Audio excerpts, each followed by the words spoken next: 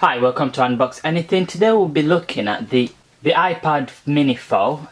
This is 16GB and I'll be sharing a few pros and the cons of it.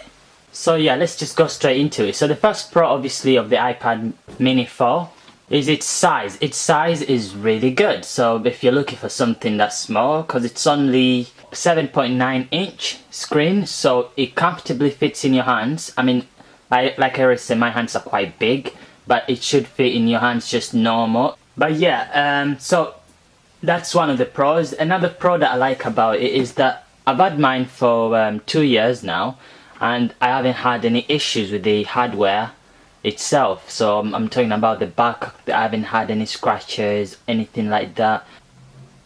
It looks clean, still looks clean as if it's brand new. I've never cleaned it, so it's not something that's gonna get dirty easily. Because you can see from 2 years, I mean the screen's quite dirty because I've actually never cleaned it once, but still not as dirty as you'd expect it to be after 2 years. So that's a great thing. It's also, the hardware is quite hard, so I mean I've dropped it a few times. I haven't had a case for it over the last 2 years that I've had it, yet I haven't cracked it at all. I've dropped it a few times, but no marks or anything to show that, so the hardware is quite good. Another pro as well, it's got a lot of pros. Another pro is that it's super light. It's very light compared to obviously the bigger iPads. So it's not something that you're gonna hold and then feel tired. You know, sometimes you could not, the massive iPads, you hold them for a few seconds, or not a few seconds, okay, like a few hours, and you start feeling like God, wow, this is quite heavy.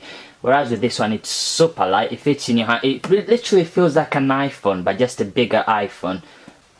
Like if you compare it to the size of an iPhone 7 Plus, you can see that it's nearly an iPhone 7. So the size is great and the weight is great. Another pro is that it comes with a fingerprint. Obviously I'm saying this because it came out in 2015. Oh wait a second, this is relevant. Most stuff that was coming out in 2015 had fingerprint anyway, but yeah, it does come with fingerprint, so that's a pro. Because by the time it came out, that's when fingerprint had just been involved. But yeah, I guess that's a good thing that it comes with fingerprint. You don't have to press that button or anything like you normally do. One of my cons is the brightness, the screen's brightness. I don't think the screen's brightness is just as bright. I mean, I like bright things. The same thing with headphones. I'd rather have a crappy headphone as long as it's loud than have a really good headphone where it's not loud. So with brightness, I think the brightness is just not too high. I mean, that's the brightest you can get.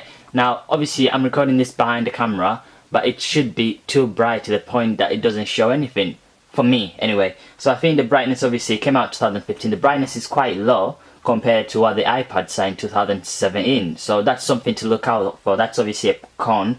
But other than that, it's not the worst brightness ever. It's like, obviously now with the iPhones, this one you can see that it's too bright. It's a lot brighter.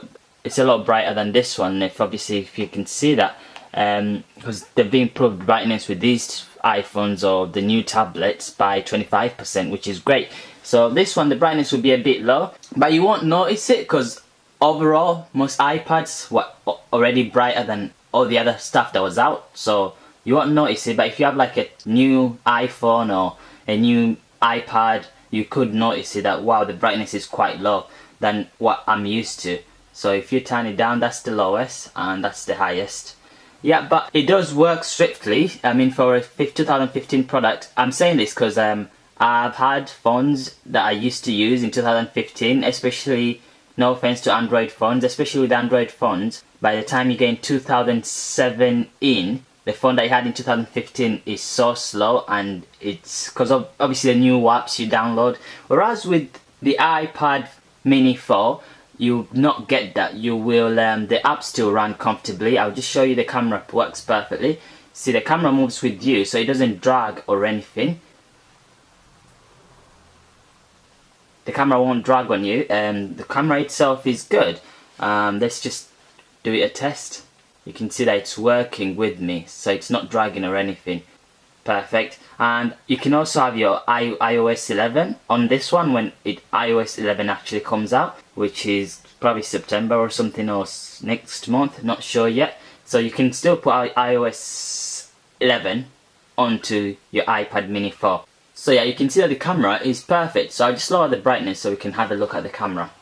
The brightness is really good. I mean, the background, you can see that it's working perfectly. Like the light is really nice.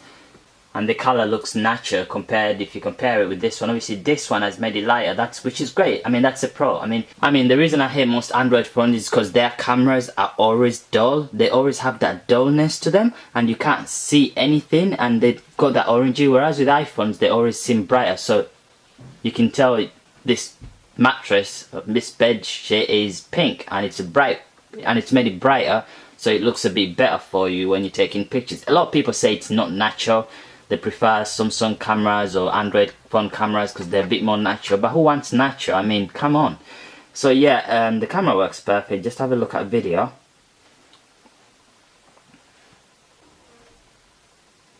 Yeah, this is one of the cons. The cons is that the video is, I mean, a bit zoomed in for some reason. I mean, look at the photo and look at the video. See what I mean? It's zoomed in for some reason. So when you're recording someone, when you're taking a picture of someone and then recording them, you have to do it in different angles. You have to be far away if you're taking a video because it zooms in for some reason. Yeah, it does zoom in and it's quite terrible. That's a con. Whereas obviously with the new iPads and the new iPhones and stuff like that, it doesn't do that. It just takes a picture from the angle as the video, if you understand what I mean. Whereas this one is zoomed in. I mean, look at the difference. That's the photo mode, not zoomed in, and then for some reason the video is zoomed in. That's terrible. So yeah, that's something that's bad. I wish they could have thought about it better, because it kind of kills the quality as well. So yeah, in general, everything else works perfectly. You get your news apps. I mean, I've got, like I say in all my other videos, I don't really install games or anything. I don't know. When I was like in high school, I always wanted to get an iPhone so I could have all those games you could do like that when you're playing with them, because we had this kid with an iPhone and he used to do that, and every time I thought of getting an iPhone, that's all I looked forward to. Those games where you can play like this and then just swing left and right and then the car turns. But then once I got it, I just can't be bothered. But if you have games or anything, because I just have like JD Sports and all the other stuff, that stuff will work perfectly. YouTube is perfect. I mean, the video quality is perfect. I mean, but to be fair, you know, you expect that with all Apple products. The video is always perfect. I hate it when people say that Android products have better quality in videos than obviously iPads. It's not right, okay? iPads always have good quality. So yeah, the videos are perfect. I probably should. I'm gonna have. Oh, there's YouTube. I thought I uninstalled it.